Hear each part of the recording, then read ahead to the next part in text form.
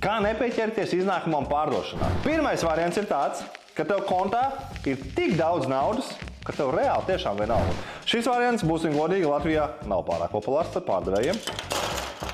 Tāpēc mums ir jāizmanto otrais. Otrais variants ir tāds, ka tev nav pilns bankas konts, savukārt tev ir pilns kaut kas cits.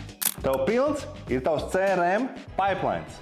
Un tad, kad tavs CRM ir pilns ar potenciālajiem klientiem, tieši tajā brīdī tu vari reāli nepieķerties iznākumam. Jo tev tajā brīdī tiešām ir vienalga. Tu neesi izmisis pēc tā viena darījuma. Tad tu vari ar mierīgu sirdi strādāt, jo tu zini, ka no viena šī darījuma tev atkarīgi tev visu mēneša alga.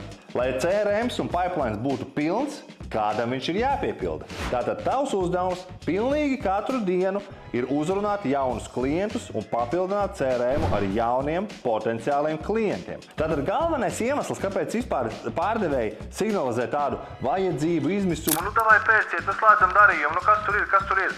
Tu nedrīkst kā pārdevējs pieļaut, ka tu nonāc tādā situācijā. Tev ir nepieciešams patstāvīgi būt pilnam CRM-am ar potenciālajiem klientiem. Lai tava komisija nekad nebūtu atkarīga no viena vai diviem klientiem.